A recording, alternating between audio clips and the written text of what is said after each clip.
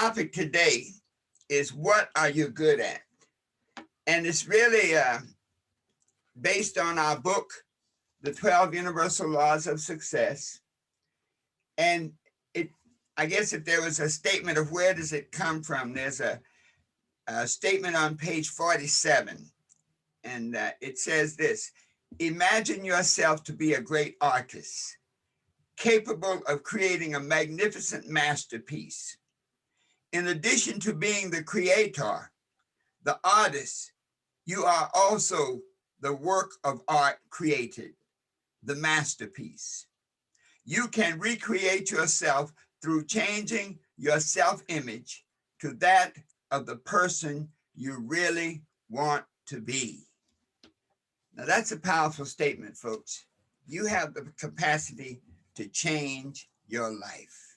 And those of you who don't have a copy of the 12 Universal Laws of Success, be sure to get your copy. It's available on Amazon, and it's also available on our website, www.12uls.com. Let's see, we have a number of other little things going on here today. Let's see, good. So all of our stuff is working. I'd like to open this message, what are you good at, with an affirmation. And the affirmation says this: I do what I love. I love what I do. I do what I love. I love what I do. That's a powerful statement, folks. You know, many people may not be able to live their lives like that, where they say, I do what I love, and I love what I do. I'm going to give a third part to that. I do what I love what I do, and what I love and do takes care of me. Let me do that again. I do what I love what I do, and what I do and love takes care of me. All right, we got all of our buttons working here. So with this topic, this is a very critical topic when we say, what am I good at? Because it requires us to go within and to go without. So let us look at, let us do our meditation. We have another person joining us. Beautiful. Thank you. Great, Omar. Thank you. So I do what I love, and I love what I do. Let us prepare for this message through our meditation. Just let us sit right up in our seats. Put your feet flat on the floor. Put your hands palm down on your knees.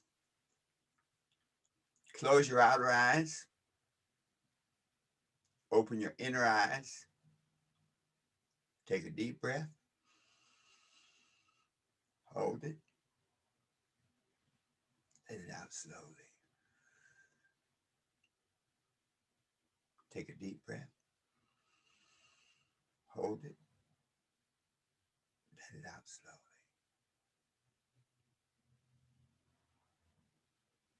And in this relaxed state, I am at peace with myself. I am at peace with myself. Let us affirm that together. I am at peace with myself. Take a deep breath. Let it out slowly. And in this state of peace and relaxation, my mind is open, receptive, and ready to learn. My mind is open, receptive, and ready to learn. Let us affirm that together. My mind is open, receptive, and ready to learn. Take a deep breath. Let it out slowly.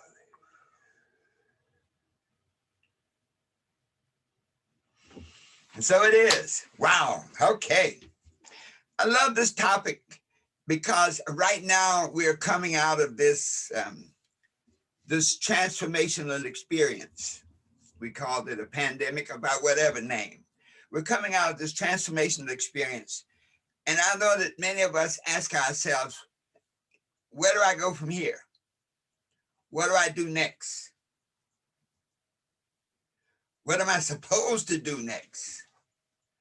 How am I supposed to live my life so that whatever this experience was, I can handle it, that I can go forth into the future. When we start asking those kind of questions, the fundamental question is, who is the I we're talking about? Okay.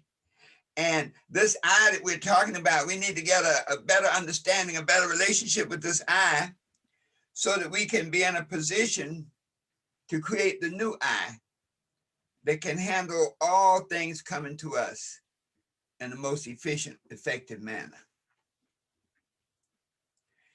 Many people live their lives doing what they don't love and what they're not good at. And so this question comes up, how do you know what you're good at? There's a deeper question. Why must you know what you're good at? When you're really good at something, it creates a vibration inside you. When you are doing something that you love doing, it creates a vibration of satisfaction, a vibration of accomplishment. And so when you're doing what you are good at doing, it creates that vibration that then begins to attract into your space things that complement what you're good at doing, which then generally means that not only are you good at doing it, you love doing it. When you're doing what you love and love what you do, you are in a harmonic relationship with yourself, which really builds on a harmonic relationship with your creator. So it is important that you do what you're good at, because only then will you be able to create that harmonic of peace and satisfaction that can bring just those things into your present experience of life. So then if it's necessary to figure out what we're good at, how do we do that? Many years ago, my son Sean asked me, he said, Dad, how do you figure out what you're good at? So my question was, well, what do you love doing? He said, I love doing music. I love playing records. I'm a DJ. And he had little gigs around DJing around town here, and people liked him. He seemed to be good at. So you love doing that? Yes. So once you know what you love doing, then the next question is, how do I get paid for doing what I love doing? And he thought about it. He said, well, I could be a disc jockey. I could be on the radio. That's what I want to be. I want to be a disc jockey. I want to be on the radio. I want to do what I love doing. Well, he had no training, okay, no experience, but he made a decision. The third thing he said, asked me was, what do I do? I said, well, go where there are people, or go where there is, whatever you love doing is being done. Made sense. He went to the radio station. He asked for a job as a DJ. Of course, they laughed at him. Do you have any experience? Have you been to school? Do you know the FCC? Didn't know any of that. But he made a critical decision. He said, well, what kind of job do you have available here? I just want to be in the house. So he got a job on the cleanup crew. And he would come in basically at 5 and clean up that night. And I guess he left around 2 or 3 in the morning. Well, this one particular night, the 12 o'clock DJ did not come in. Now, something important. Whatever you're good at, once you figure out what it is, start making preparation to receive it. While he was cleaning at the radio station at night, he would go in and he learned, and he was asking the DJs, and he learned how to use the bus and the recorder, and he was playing with all the stuff. He actually learned how to do what he needed to do to be a disc jockey. And so that moment, the opportunity called when the 12 o'clock DJ didn't come in, the station owner called him and said, Sean, where's the guy? And he says, I don't know, he didn't come in. So he said, well, put it on automatic.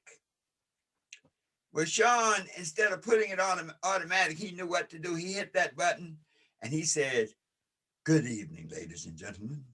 This is DJ Love, your love DJ, bringing you the music to change your life and warm your heart. Well, let me tell you, by the time the station owner got to the station, Sean had a job. So I'm saying, I tell you that story because each of us has something that we're good at. And when we pursue that we're good at, the universe rushes to meet us.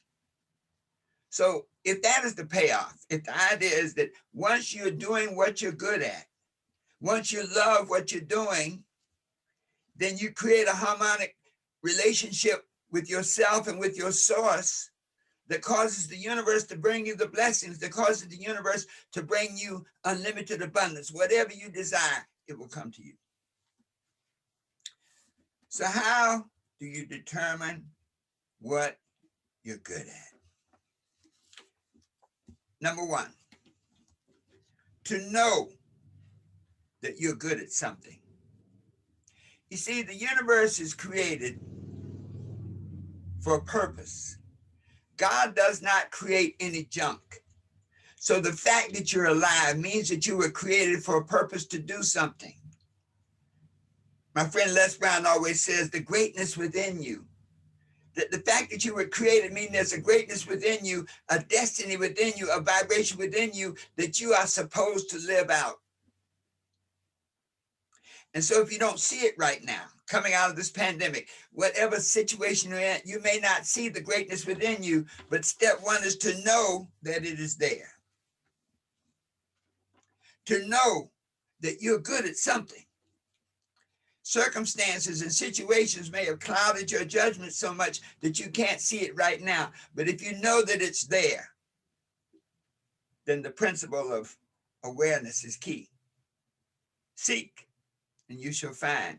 Knock, and it shall be opened. Ask, and it shall be answered. So that first principle of knowing that it is there says, hey, I know I'm here to do something great.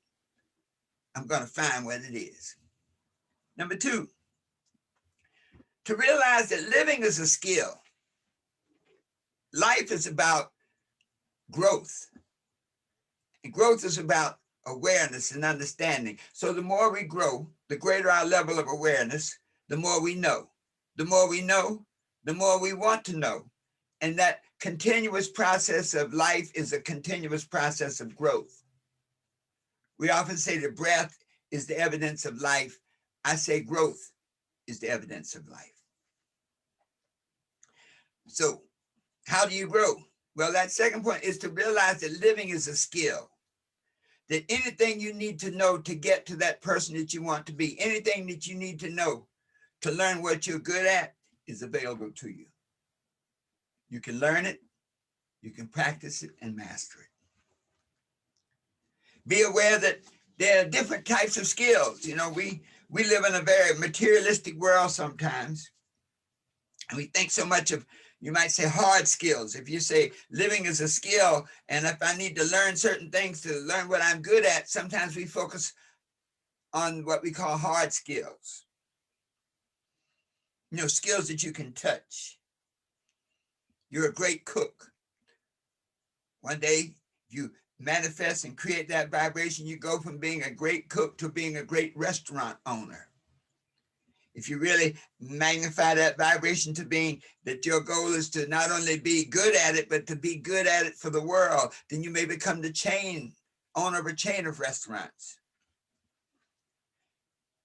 So your hard skills are important, but there are also soft skills. Soft skills are those intangible skills.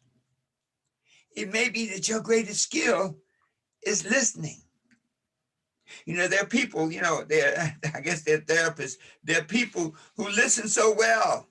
I guess therapists get paid not to do anything, but really to listen to a person to the point where that person feels that they've been helped, to guide their conversation, their thinking. That may be your skill. Maybe you're a great listener. Maybe you have the skill of being a great parent, a great mom, a great dad. So as you begin to look at what you're good at, look at not just the hard skills, but the soft skills. Many of us have soft skills that we overlook. simply because the world sort of responds on the hard skill format, that you're a driver, that you're a golfer, that you're a baseball player, that you're a musician. But those soft skills within are just as important. The third key is to ask yourself, what do I like to do? And that's an interesting thing, because when many of us ask what we like to do, we get bogged down in all the stuff that we didn't do, all the past failures. I like to sing, but I've tried a lifetime of singing. I've never had any success, so let me keep my day job. I'd like to be a great teacher, but I couldn't get past this class. I couldn't get my degree. I couldn't do my thesis, so I can't get where I need to go. So when we look at what we like to do, sometimes it's very valuable to go back into our childhood. Welcome. So many of you have joined us on Facebook and Instagram. Thank you for joining us today. It's important sometimes to go back into our childhood. What do we like to do as a child? Many times the person you see right now started when they were children. You look at Michael Phelps, the great swimmer. He started swimming when he was like 2 years old. And he literally found his stride there and became the greatest, the most decorated athlete. You look at someone like Eddie Murphy. He has a new movie now. Well, Eddie Murphy's brother one day was being interviewed, and he was telling how when they were kids, they were writing jokes and practicing joke telling on one another and timing and things like that. So when we look back at the things we loved as a child, that may be a source of information for what we need to do now. Sometimes we can become so disconnected from what our heart and our destiny is that we just become totally involved in our circumstances and our situation. Just to digress as a moment, as a parent, we have to really help our children, mold them. My daughter one day, she said, Olivia said, Dad, when I wanted her to take music, she took music for a while, but she came to a point where, she didn't want to take music anymore. And I wanted to force her. We couldn't, what we thought about, we didn't do it. Well, years later, she said, Dad, I wish that y'all had kept me in music, because now I see what it's about.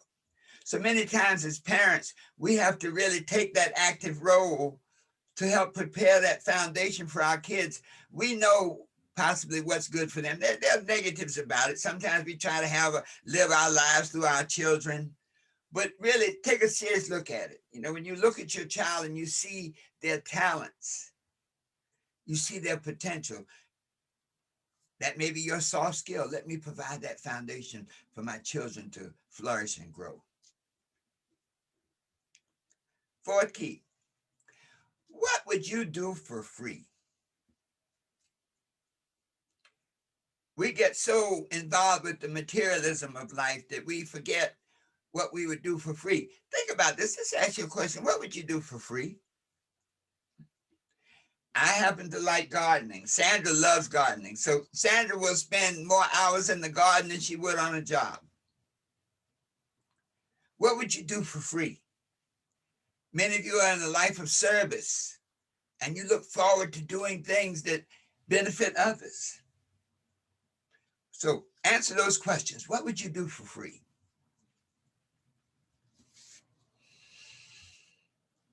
This is a heavy one now. Number 5.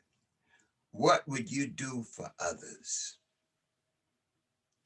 You see, as you begin to determine what you're good at, a part of life is interacting with other people.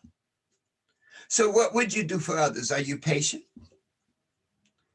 Are you caring? Do you listen with intent, with compassion? So when you start making a list, what would you do for others? Well, I'll help them. I'll guide them. I'll be supportive. I'll listen. When you start listing these things down, you'll begin to find that there's a commonality you have between other people. In other people, you see a part, an aspect of yourself. So what would you do for other people? I'll help, I'll assist, I'll guide, I'll educate. Number 6, This is a heavy one, folks. What compliments have you ignored? When you interact with other people will often tell you things about yourself that you don't even see. Friends often say, gosh, Herbert, you are one of the funniest guys I've ever met. You should be a comedian. Well, I've never really given it serious consideration, but the way that my father raised me, my father was one of the funniest people I ever met. And when you're around, you'll hear me quoting from my father to this day, years after he's been gone. But I still quote from him the stories he told me. He was a great storyteller. So when people compliment you, use that as a way to learn things about yourself that you may not acknowledge about yourself. Sometimes people can see more of who we are than we can see of ourselves. We may look in the mirror, but it's still us looking into the mirror. Someone can be watching us look into the mirror and see something completely different. You may look in the mirror and say, man, I've gotten fat in the face. My eyes have got bags under my eyes. Another person may look at you and say, wow, what a handsome person. What a beautiful lady. So stately, so sophisticated. So what compliments do you ignore? Pay attention to the compliments that people give you. Don't write them off lightly, because compliments are a reflection of what that person really feels about you, which is a reflection of who you are. Number 7, pay attention to that feedback. When you start to pay attention to the feedback you get from other people, it really puts you in a situation where you learn things about yourself that you don't necessarily appreciate. When you do things for other people, when you interact with other people and they give you feedback, it's generally very honest. Even your enemies give you good feedback. So in this process of finding out what you're good at, it's a great procedure to ask the people who are close to you, what do you think I'm good at? You may get some startling information. The thing that you think you're good at, other people may think you're good at something else. But whatever that feedback is, and definitely get it, what do you think I'm good at? People close to you, what do you think I'm good at? People who don't know you that well, what do you think I'm good at? Because all of these different impressions give you an understanding of who you are inside. See, life leaves clues. So this idea of finding out, what you're good at is following the clues. And as law, you always say, follow the evidence and you'll find the truth. Follow the clues and you'll find the truth of you. Number 8, look at the skills that have helped you in the past. All of us have had crisis situations. When we look at this last pandemic era, and we have some challenges here, now that we're at this point where we're heading to the next elevation, look at the skills that have helped you. Maybe it was the skill of just being able to discipline yourself so that you didn't run out to things that you shouldn't be going to. Maybe it was the discipline to stay by yourself. Maybe it was the understanding that it's okay to go in the closet of your consciousness and spend time figuring out who you are. So when we look at the skills that have helped us, this reinforces our confidence in ourselves. Many people, when they walk the coals with Tony Robbins, they find that experience gives them a different frame of reference, because you can say to yourself, well, you know what? I was deathly afraid of fire. I was afraid of being burned. But when I programmed my mind in a certain way, I was able to walk across 16 feet of hot coals. So if I could do that, I can do anything. Focus, number 9, focus on skills that help you thrive. See, we deserve an abundant, happy, a life just filled with all the things we love and desire. So pay attention to those skills. Focus on those skills that help you thrive. It may be the skill of budgeting. You may have thought that your skill was making money. The skill may be really a budgeting. It's not what you make, it's what you can keep. So when we start to look at those skills that have helped you thrive, that gives us what you might say, a priority mechanism for how we move forward. This helped me thrive. Budgeting helped me thrive. Okay? Overcoming that desire for immediate gratification, that helped me thrive. Discipline helped me thrive. To look at those skills. Number 10, what makes you feel strong? I'm a person that loves to be suited and booted. So whenever I go out into the world, you can believe I'm going to come out suited and booted. Suit, tie, shined up, glistening, everything puffed up, because that makes me feel strong. Is it necessary? Okay. It's only important to you. If this is what makes you feel strong, then so be it. Aristotle Onassis, when he would be in his profound negotiation, when he was building his shipping company, he used to keep $5,000, a wad of $100 bills, $5,000 in his pocket. And so whenever he was in a serious negotiation, he'd put his hand in his pocket and sort of caress that $5,000. Well, there came a time when he didn't have $5,000. He didn't have any money at all. But he realized that action was an anchor. And so he took paper towel from a bathroom and rolled it up and put it in his pocket. That made him feel strong. So look at the things that make you feel strong. Number 11. This is the hard part. Keep a record. If you are the Leonardo da Vinci of yourself, and you are creating the masterpiece that you were destined to be, then do it in a very methodical, systematic manner. That means keep a record. I recommend that you get a notebook and call it the What Am I Good At notebook. And go through these questions that we've asked and start putting the answers to those questions in that notebook. You see, when you put spiritual principle in action, good things happen. The Habakkuk says, write the vision and make it plain upon tablets that he may run that readeth it. So when you keep a record of your questions, your development, you're like Leonardo da Vinci painting the Mona Lisa. Answer those questions. And as you go through that process of writing down these answers, these impressions, these results, these clues, this evidence of who you really are, it will begin to become clear. It's something about writing it down. It's something about having the discipline and focusing your intention and your attention on what you're good at, knowing that once you find it, you have connected with a great source of power. And then finally, number 12, take action. You see, the moment you determine what you're good at, action confirms your decision. Action confirms your belief. So, example, I want to be a comedian. All right, let's say I'm 68 years old and I decide now, I've gone through this process, I want to be a comedian. Let me take action. Well, I don't know if I'd recommend running down to the comedy club, because there's a different generation there. You go in there, you don't curse, you might be out of luck because everybody's cursing, you know. So, but if that is your goal, if that is what you're good at, think. You say, well, you know what?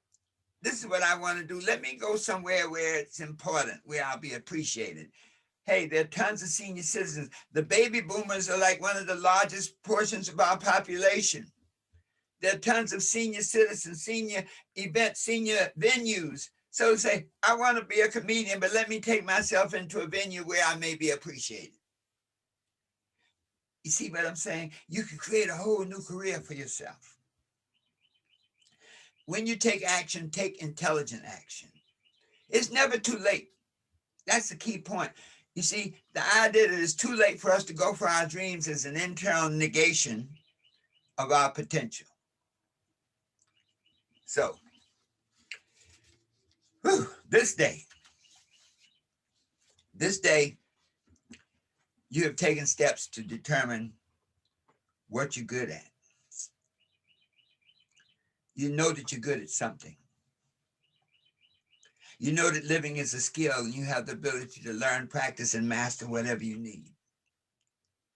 You determine what you like to do. You understand what you would do for free. You understand what you would do for other people as a reflection of who you are. You respond to compliments to confirm the goodness in you. You pay attention to the feedback, knowing that other people can get a reflection of things about you that you can't see for yourself. You look at those skills that have served you well. You focus on those skills that have helped you thrive. You think about the things that make you strong.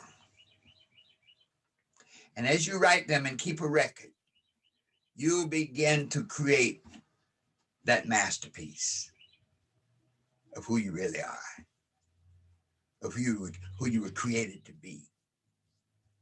And as you take action on that masterpiece, you'll create a vibration, a harmonic, that will make the universe rush to help you. That will make people line up to be a part of what you're doing. They say the world makes way for the person who knows where they're going. Well, when you are doing what you love to do, when you're doing what you're good at, you're unstoppable. When you create this relationship with your destiny, when you become one with the reason for your creation, you become all powerful. You have the capacity then to attract into your space all that you need, all that you want, everything necessary for you to be the person you want to be, do what you want to do, and have whatever you want to have, because you know what you're good at and you live your life in harmony with that. Always knowing that the best is yet to come. Wow. Let that sink in for a moment. For our visitors, for our listeners on Facebook, on Instagram, thank you so much for joining us today. Share this message, listen to it. May it be a blessing to you. Join us again next Saturday and click on the link below. There's a link that introduces you to the Success Mentorship Network. And this is a group of people who are on our Zoom conference right now who will be talking and discussing the message and sharing their input and their expression. So check that out. Become a part of the network so that you can be a part of these success mentorship classes, offer your input and so many other good blessings and benefits. Go to www.patreon.com/Success Mentorship Network. Till next week, my friends, all is well. The beauty of life is to do what you love to do what you're doing, and to have what you love to do and what you're doing take care of you at the level that you desire, knowing that the best is yet to come. So it is.